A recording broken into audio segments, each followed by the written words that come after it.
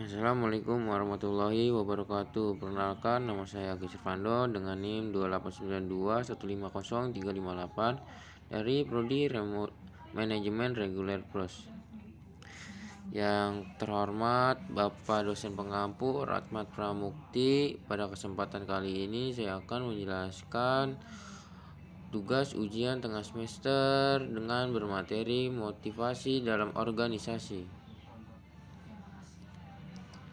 Pertama, definisi motivasi. Motivasi adalah energi aktif yang menyebabkan terjadinya suatu perubahan pada diri seseorang yang nampak pada gejala kejiwaan, perasaan, dan juga emosi, sehingga mendorong individu untuk bertindak atau melakukan sesuatu dikarenakan adanya tujuan, kebutuhan, atau keinginan yang harus terpuaskan. Menurut Weekly dan Yuki dalam Asad 1987, motivasi adalah pemberian atau penimbulan motif, dapat pula diartikan hal atau keadaan menjadi motif menurut Gray dalam Winardi 2000. Selanjutnya, pendekatan motivasi organisasi. Pendekatan tradisional yang pertama, pendekatan tradisional; kedua, pendekatan hubungan manusia; ketiga, pendekatan SDM; keempat, pendekatan kontemporer. Yang pertama, kita ke penjelasan pendekatan tradisional. Pada pendekatan ini, manajer puncak memberikan sasaran-sasaran umum yang kemudian diturunkan oleh bawahannya menjadi sub tujuan atau sub goal yang lebih terperinci. Pendekatan ini mengasumsikan bahwa manajer puncak adalah orang yang tahu segalanya karena mereka telah melihat gambaran besar perusahaan. Selanjutnya kita ke penjelasan pendekatan hubungan manusia. Pendekatan hubungan kerja manusia memberikan beberapa sumbangan pemikiran dan hipotesis baru. Selanjutnya kita ke pendekatan sumber daya manusia. Manusia pada dasarnya bersifat sosial dan ingin mengaktualisasikan pendekatan ini berarti bahwa juga orang yang lebih baik akan mencapai hasil yang baik pula.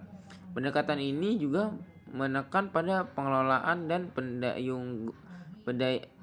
pendayagunaan yang memperhatikan hak asasi manusia. Pendekatan selanjutnya kita ke pendekatan kontemporer. Pendekatan yang lebih memperhatikan hal-hal yang terjadi di lingkungan di luar organisasi. Selanjutnya kita ke teori motivasi, teori hierarki kebutuhan. Yang pertama, kedua, teori dua faktor. Yang ketiga, teori kebutuhan yang didapat. Dan keempat, teori keadilan. Pertama-tama kita ke penjelasan yang pertama, yaitu teori hierarki kebutuhan. Teori ini adalah teori yang paling terkenal. Teori ini adalah memiliki Abraham Maslow. Maslow menganggap dalam setiap diri manusia terdapat hierarki dari 5 kebutuhan, yaitu fisiologis, rasa aman, kasih sayang, penghargaan, dan aktualisasi diri. Yang kedua, kita ke penjelasan teori ini adalah teori Herzberg. Herzberg mengatakan kalau ada 2 kelompok faktor yang memengaruhi kerja seseorang dalam organisasi, yaitu faktor penyebab kepuasan kerja dan faktor penyebab ketidakpuasan kerja. Kepuasan kerja atau signifiers disebut dalam istilah motivator, sedangkan ketidakpuasan kerja dissatisfiers disebut dengan istilah Heiklins factor.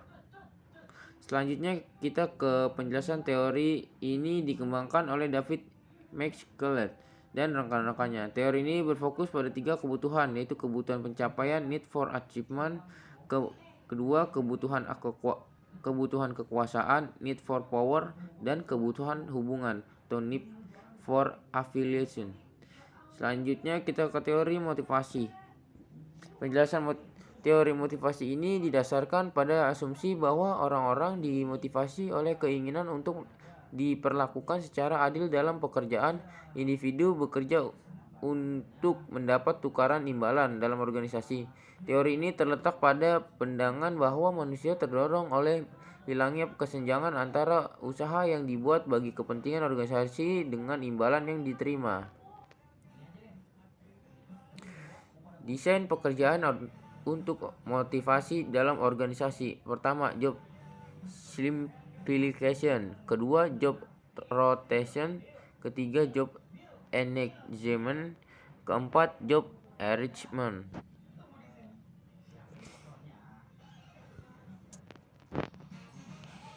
Yang pertama, job simplification.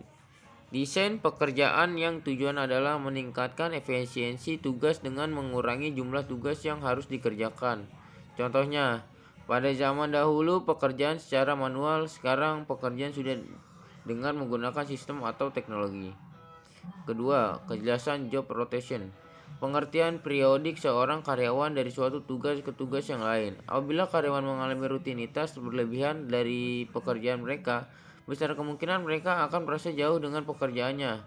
Apabila hal ini terjadi, karyawan tersebut akan dipindah ke pekerjaan lain dengan tingkat dan persyaratan yang sama. Contohnya, di Singapore Airlines dilakukan rotasi pekerjaan dengan memindahkan karyawan di bagian perjualan tiket ke bagian pemeriksaan koper dan sebaliknya. Selanjutnya kita ke job enlargement. Peningkatan jumlah dan variasi tugas dari seorang individu melalui pekerjaannya yang berbeda-beda. Contohnya, pekerjaan sebagai koki. Pekerjaan tersebut bisa jadi sangat membosankan apabila si koki hanya berdiri di depan kompor dan memasak setiap hari. Akan lebih baik aplikasi koki tadi juga membeli sendiri bahan-bahan yang dibutuhkan, belanja sendiri daripada setiap hari terpaku di dapur tanpa ada perubahan-perubahan baru. Atau mungkin koki tersebut juga bisa membeli peralatan-peralatan masak baru yang akan mendukung kinerjanya. Penjelasan terakhir tentang job enrichment. Penggayaan pekerjaan merujuk pada perluasan vertikal pekerjaan yang meningkatkan pengadilan pekerja terhadap rencana, pelaksanaan, dan evaluasi kerja. Pekerjaan yang diperkaya mengatur tugas-tugas sedemikian rupa sehingga memungkinkan pekerja menyelesaikan aktivitas, meningkatkan kebebasan dan kemerdekaan karyawan, meningkatkan tanggung jawab dan memberikan umpan balik sehingga individu akan mampu menilai dan memperbaiki kinerjanya sendiri. Sekian penyampaian penjelasan materi tentang motivasi kerja. Kurang lebihnya mohon dimaafkan. Assalamualaikum warahmatullahi wabarakatuh.